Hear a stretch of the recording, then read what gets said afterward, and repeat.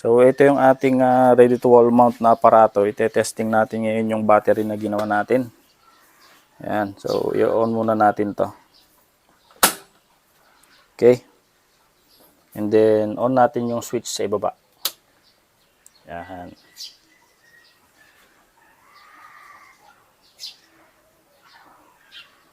Welcome back, idol! Mga kasolar, andito na naman ang inyong lingkod, Glenn Lejano, ang inyong guide sa solar renewable energy. Kaya tara, matuto na naman tayo. Ayun. So, kumusta kayo mga idol?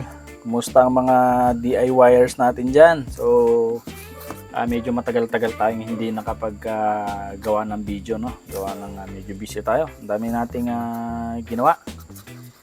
So, ngayon, mga idol, ang tutorial natin ay gagawa tayo ng step-by-step tutorial kung paano nga ba mag-setup ng BMS para sa 8S or 24 volts na baterya, no? So, ang gagamitin natin ngayon dito sa ating video ay yung BMS ni JK. So, ito yung ating specification ng ating BMS. 1 ampere yung ating balancing current, tapos 100 ampere yung ating charging, 200 ampere yung ating discharge, no? And then yung capable na setup dito sa ganitong BMS ay pwedeng 4S, pwedeng 8S. So ibig sabihin, pwede nyo gamitin mga idol sa 12 volts or 24 volts yung ganitong klaseng BMS, no? So lahat ulit ng gagamitin nating materials dito ay ilalagay natin dyan sa product para makabili rin kayo sa mga trusted na bilihan, no? So simulan na natin mga idol. Pagkabukas natin ng box ay bubungad sa atin yung BMS ni JK or G-Kong. So ito yung ating specs. Close up lang natin para makita nyo na rin. So ayan. So pagpasensyahan nyo na yung kamay ko mga idol, nagpintura kasi tayo para sa ating mga ginagawang aparato na solar setup. Okay. So ito yung kanyang model JK B1A8S10P. So ibig sabihin yan, 1 ampere yung balancing, 8S, and then 10P is yung ano yan, ito 100. So ito naman yung ibang kasama ng box. Ito yung wire ng ating BMS. So ito yung gagamitin natin para dun sa mga connection ng battery mamaya. So kasama dyan sa box, ito meron tayong power button. And then nagkasama ng tornilyo yan mga idol para dito sa inyong connection. Tapos ito yung kanyang temperature sensor para sa inyong mga baterya. So kapag ka na-sense ni JK BMS na medyo may uminit sa ating mga battery cells, magka-cut yung ating BMS. So simulan na natin to mga idol para mabilisan lang yung ating tutorial para hindi masayang yung oras nyo. So para sa tutorial na ito mga idol ay gagamit tayo ng ganitong klaseng baterya. So ang specification nga pala nito ay prismatic 105Ah, 3.2 volts ang isa. So ang bubuoyin natin syempre 24 volts. So kapag bubuo kayo ng 24 volts na baterya, kailangan nyo dyan 8 pirasong baterya na merong 3.2 volts per cell. Okay? So kung meron man kayong mga mabili na prismatic kagaya ng Sinopoly or Eve or kung ano pa man na brand na baterya or model, mga cylindrical. So basta LiPo4, ito yung gagamitin nating BMS pang 8S or 4S. 3.2 volts dapat yung inyong voltage per battery. Okay? So simulan na natin mga idol. So kapag magsisimula kayo ng inyong pag-wiring, dapat lagi nating uunahin yung kulay black ng ating wire. So itong kulay black, ito yung ating main negative. i-center ko lang muna. So naka-series na tayo mga idol para mabilisan lang tayo. Yan, naka-series na tayo ng 8. So ang uunahin natin yung black. Kaya nga pala gagamit tayo dito ng mga wire. So yung wire na ginamit natin dito is 16mm. Tapos may mga battery lugs na yan. Ikakabit na lang natin. Okay? So itong black, syempre dito yan sa negative. Kulay black. So unahin natin tong ilalagay mga idol para mailagay natin ito, para may siksik natin, no. So sisiksik kasi ito pwede nyo rin itong gamitan mga idol ng lugs din, may mga lugs na maliliit, pero sa akin ito na lang yung gagamitin ko.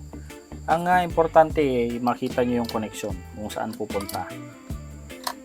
Okay, so next natin itong pinakaunang pula. So ito yung B1 na tinatawag.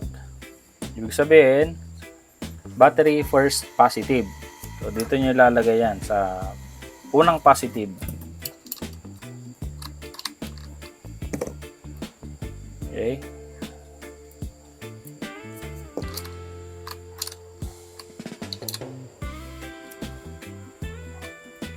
Okay. Next, yung ikalawang pula or second positive. So dito naman yan, second.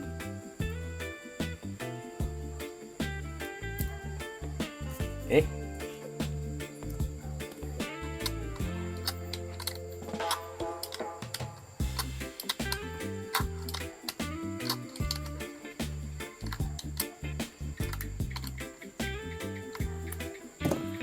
Sunod, yung ikatlo. So, huwag kayo malilito dito mga idol So, ikatlo natin, ito. Ikatlo na positive. So, dyan din pupunta yan. Kaapat. Kaapat nating positive. So, dito rin yan pupunta.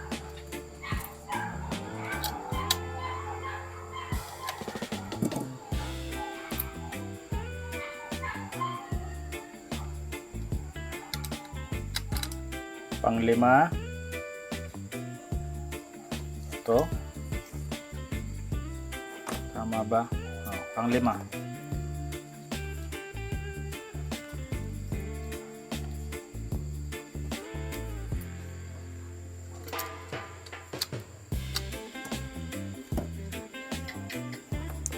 Kaanim.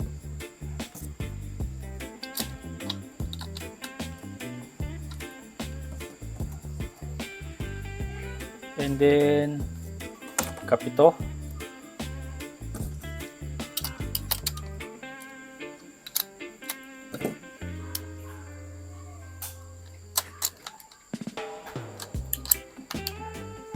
So yung last natin ito. Ilagay rin naman natin dito, positive. Kailangan na nating ilagay ito.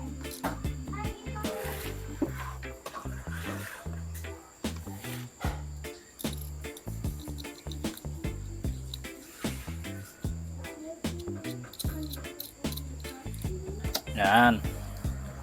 Kaya lang, itong wire natin ay sobra ng dalawa, mga idol. Pero ito yung pinakalas natin na para sa positive. Pero itong pinakalas naman, isasama na rin lang natin dito, no?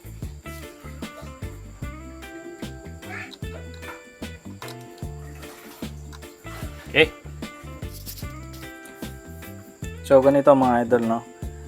Pagka natapos nyo ng ma-wiringan yung inyong battery gamit ang wire ng BMS, mga pa 12 volts man yan, 24 volts or 48 volts, wag nyo munang isasaksak.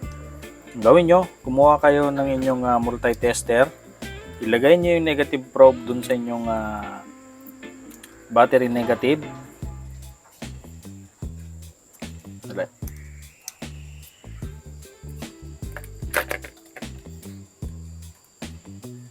Ayan.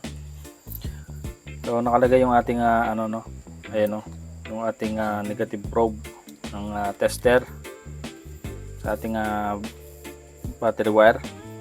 Testerin nyo yung unang battery positive natin, yung itong wire na to. So ito yan, di ba? Pagkatapos ng battery negative, first positive. So ito yan. And then so on and so forth. So ang kailangan natin makita dito is yung sunod-sunod na voltage ng baterya in series. Ibig kong sabihin, kapag tinester natin tong first positive, ang lalabas dapat dito sa tester natin is yung voltahe ng isang cell. Susunod, yung voltahe nilang dalawa in series. So kapag in series, alam naman natin na voltage adds up. So kapag tinester natin isa-isa ito dito sa pins na ito, dapat makikita natin yung voltage nila na naka-add na, no? So ibig sabihin kung 3.2 volts ang isang cell, 3.2 volts, 3.2 volts, makakakuha dapat tayo dito sa second cell ng 6.4 volts. Basta 6 volts kasi voltage adds up na tayo no? So first cell or first positive, kakakuha dapat tayo ng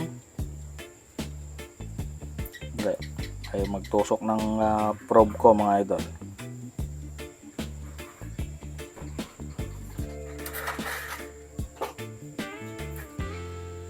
Yung ano natin,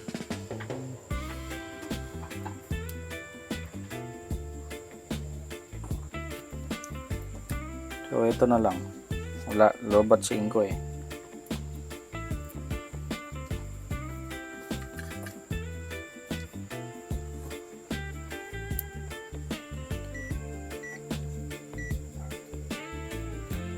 Okay. So first positive, dapat makakuha tayo dito ng 3 volts. Oh, see? So ito yan, first positive. Second, dapat nasa 6 volts na to. Okay, 6 volts. 9 volts, tama. So by 3 yung addition natin 12, 15,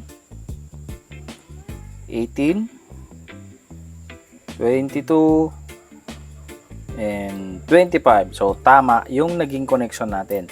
So bakit ba natin to ginawa? Dito kasi natin malalaman mga idol kung meron tayong baliktad na wire.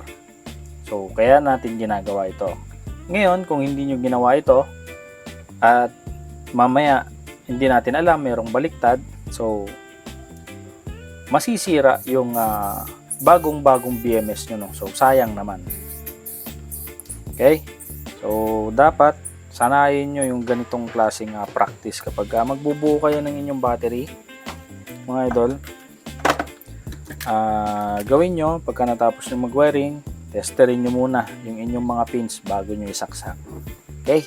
So proceed tayo sa next step. Pakatandaan nyo mga idol ito ang inyong main negative, ito ang inyong main positive. So saan ba ilalagay ang BMS? Dito nyo ilalagay yan sa main negative.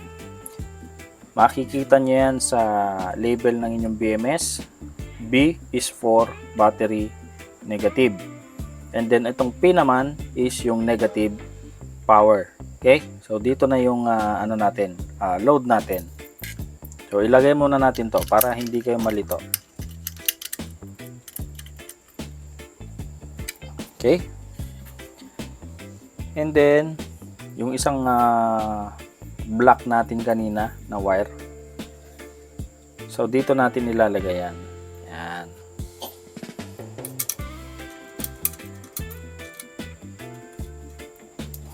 Okay. Tapos yung ating BMS wire, siyempre kakabit na natin yan. So hindi pa yan mag-trigger. Kailangan nyo muna yung kanyang switch. Yung switch nya, dito ilalagay yan. Hindi kayo mababaliktad dito kasi may guide. Okay? Testerin muna natin.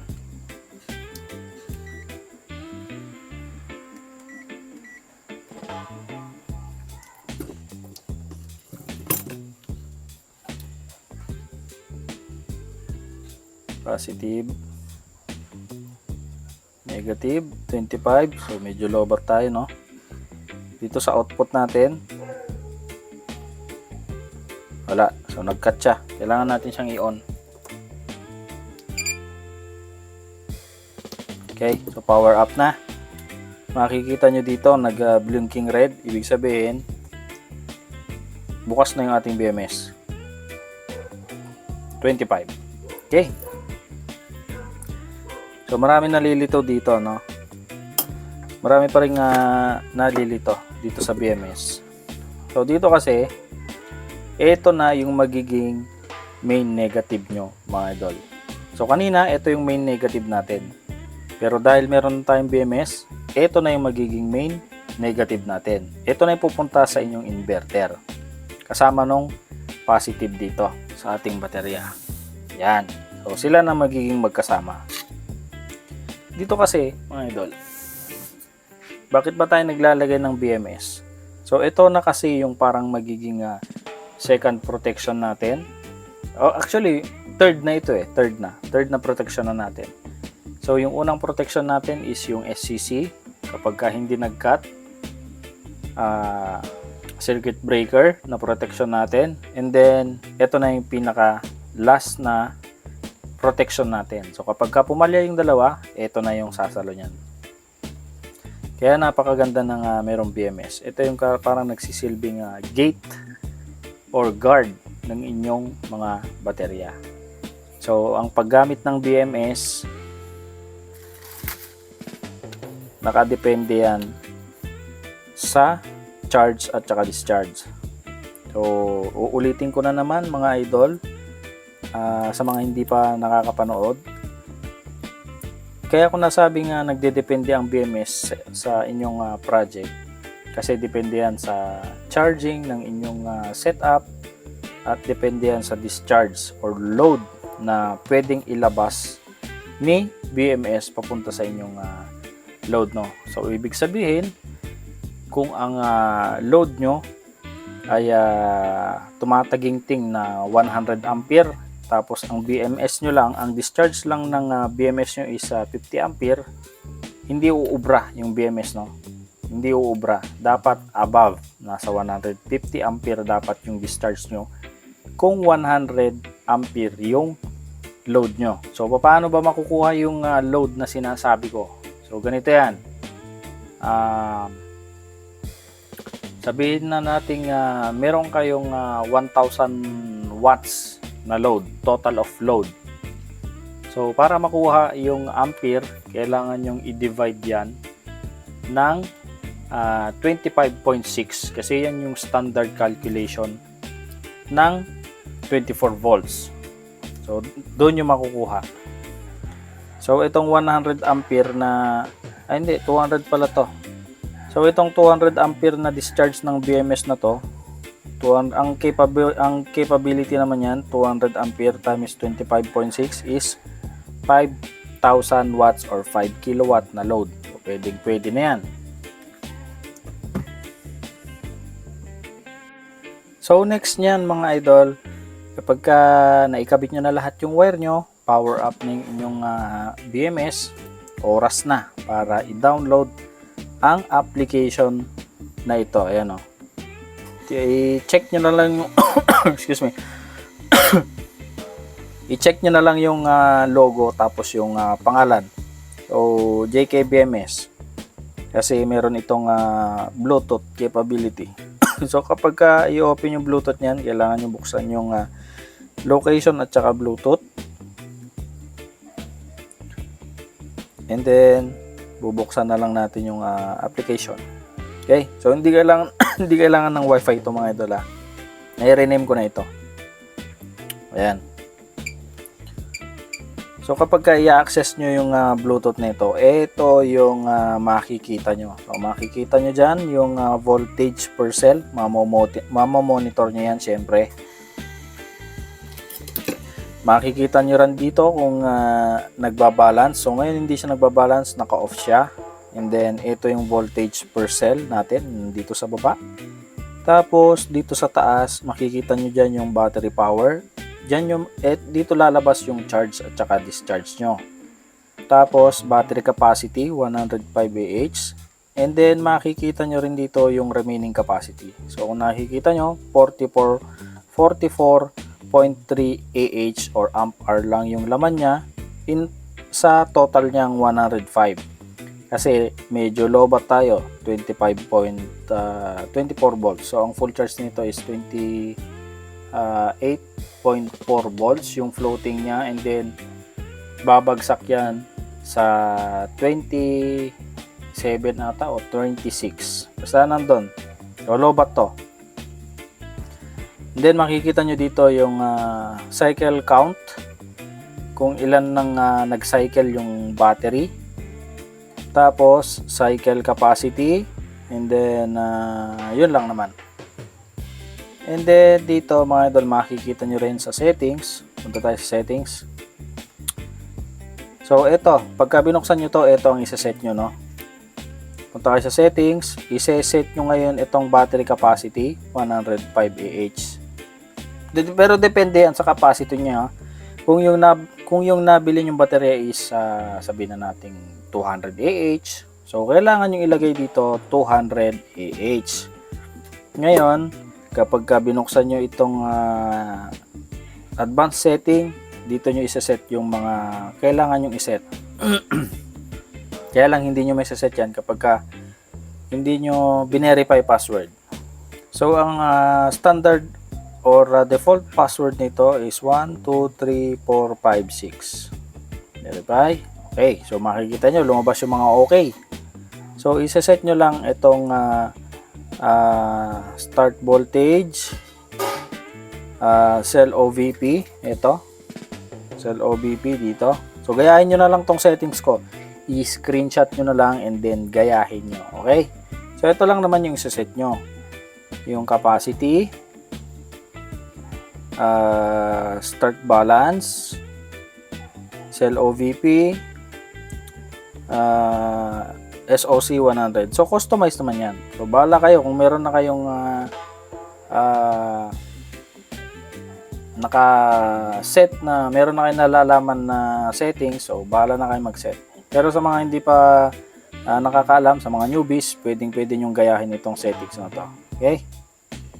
So ito na yung ating finished product mga idol, no? Ayan na. So na-i-box na natin siya. Nandun na yan sa loob. Ngayon ang last na lang na ilalagay natin dito bago natin isara is yung ating aerosol fire extinguisher, no? Ayan. So ilalagay natin to dun dito sa loob para in case na magkaroon ng problema.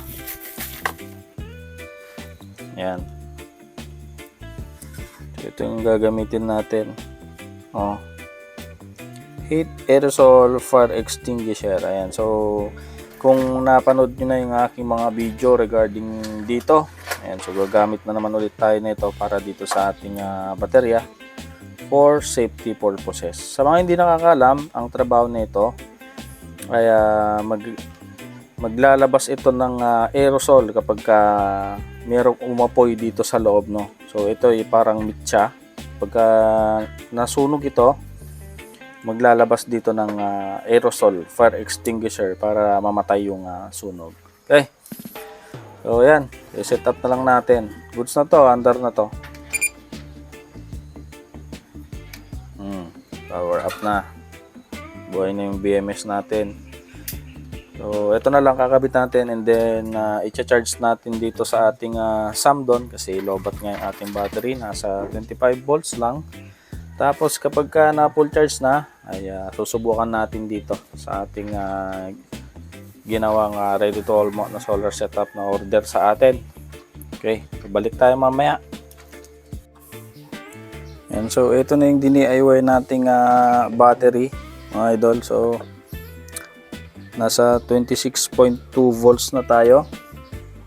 Then yung ampere na pumapasok dito 5.4 ampere gamit yung 550 watts dun na panel natin na basag-basag, no. So yun yung pinang-testing natin dito. Okay pa naman, nagcha-charge pa. So So ito yung ating ready to wall mount na aparato. Ite-testing natin ngayon yung battery na ginawa natin. Ayan, so i-on muna natin to. Okay. And then on natin yung switch sa ibaba. Ayan.